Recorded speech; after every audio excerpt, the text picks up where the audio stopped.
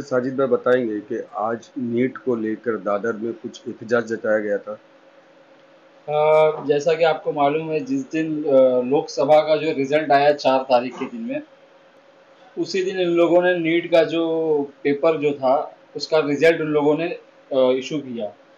जब वो रिजल्ट आया है तो पूरे देश भर में हाहाकार मच गया है, क्योंकि वो रिजल्ट के अंदर इतनी धांधली हुई थी, इतना बड़ा स्कैम हुआ था कि जो नीट के जो पेपर थे, ऑलरेडी पेपर देने से पहले लोगों को दे दिए गए थे। 60-70 बच्चों को दे दिया गया था और काफ़ी मोटी रकम दी गई थी। और इसके अंदर सारे अधिकारी मिले हुए थे, जो भी एनटीए के अधिकारी बोलो या फिर जो भी जहाँ पर एग्ज़ाम हो रहा था वहाँ के अधिकारी बोलो।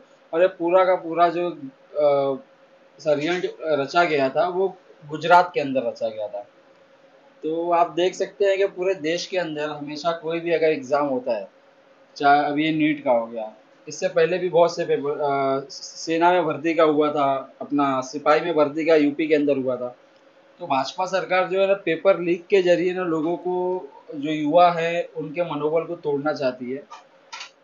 अभी 24 लाख बच्चों ने अटेंड किया था ये एग्ज़ाम, और जिसमें कुछ ना 100 के ऊपर बच्चे जो है ना टॉप मारे थे, जो कि ऐसा कभी पॉसिबल हो ही नहीं सकता कि हाँ, नीट नीट में इतने लोग टॉप कर सके। 720 में से 720 लाए। हाँ, 720 में 720 उन लोगों ने नंबर देखे, तो ये पॉसिबल हो ही नहीं सकता है। तो ये भाजपा चाहती क्या है, ये पूरे देश ने जाना है कि वो लोगों को पढ़ाई, क्योंकि हमारे जो नेता अरविंद केजरीवाल वो हमेशा कहते हैं कि हमारे देश का जो प्रधानमंत्री होना चाहिए पढ़ा लिखा होना चाहिए। वो साबित हो गया, क्योंकि उनको मालूम है कि पढ़ा लिखा प्रधानमंत्री होगा तो सब अच्छे से करेगा। दिल्ली में हमारा आप देख लेंगे एजुकेशन सिस्टम, पूरे इंडिया के अंदर बोलो या पूरे दुनिया के अंदर बोलो, बहुत अच्छा तरीके से चलाया जा रहा है, बाहर के लोग भी आके उसको देख रहे हैं।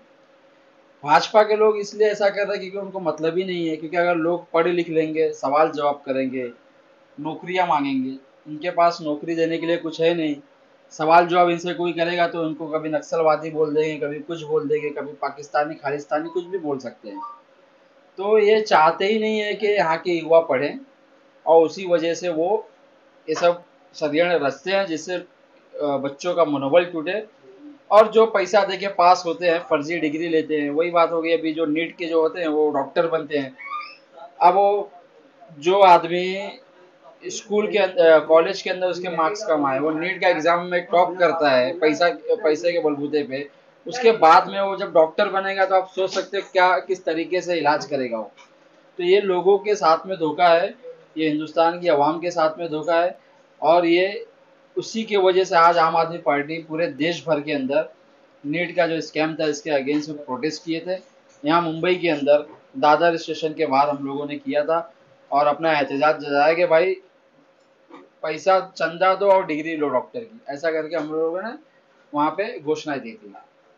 तो अभी आपका नेक्स्ट स्टेप क्या होगा? अभी हमारा नेक्स्ट स्टेप यही है कि देखिए कैसा है, अब हम लोग तो आवाज़ ही उठा सकते हैं, और इससे पहले भी बहुत से पेपर लीक हुए हैं।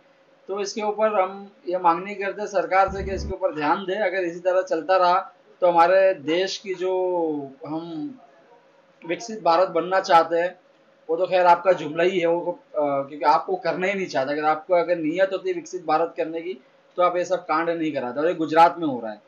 तो अभी हमारा नहीं, यही मांगनी करेंगे भाई आप इस तरीके से ना करें, और हो सके तो जो भी ये नेट का जो स्कैम हुआ है इसके अंदर जो भी दोषी है उसको उनके ऊपर कड़ी से कड़ी कार्रवाई हो, और आगे इस पे ध्यान दिया जाए कि इस तरीके से पेपर लीक ना बच्चों के भविष्य के साथ में ना खेला जाए।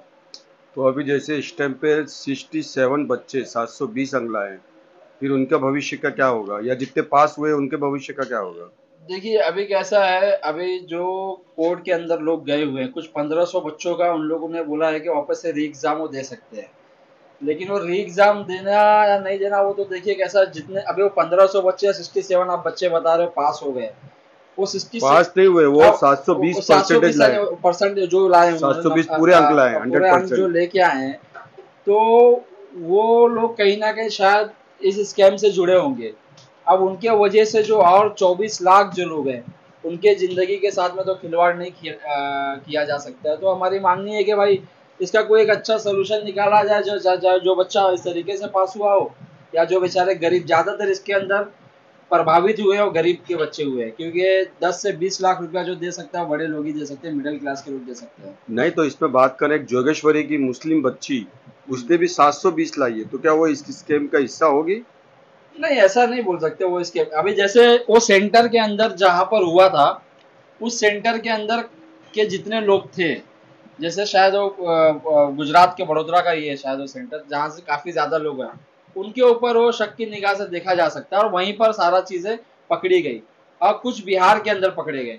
तो जहां जहां लोगों को मिला है वहां पर एक कार्रवाई होनी चाहिए। अब वो जोगेश्वरी की बच्ची का आप बता रहे हो, जाहिर सी बात है मुंबई में या कहीं लगा होगा सेंटर। तो यहाँ पर तो ऐसा कोई स्कैम आया नहीं खुल के। जो स्कैम जहाँ आया, जहाँ पर लोग ज्यादा तादाद में पास हुए हैं, कोई एक जो स्कूल है, उस स्कूल में जहाँ वो सेंटर लगा था वहाँ के काफी ज्यादा बच्चे पास हुए, तो वहाँ पर एक कार्रवाई होनी चाहिए उनके ऊपर। मतलब जैसे बड़ौदा और बिहार। हाँ, बड़ौदा और बिहार के अंदर ये दोनों जगह पर जहाँ पर उनके ऊपर बाकी और भी लोग पढ़ के पास हुए हैं अपनी मेहनत से पास, तो उसके ऊपर सवालिया निशान नहीं। लेकिन ये जो लोग जहाँ बड़ौदा और बिहार के अंदर जो स्कैम हुआ है, उन लोगों के ऊपर कार्रवाई होनी चाहिए, उनका हो सकता है रद्द होना चाहिए उनका।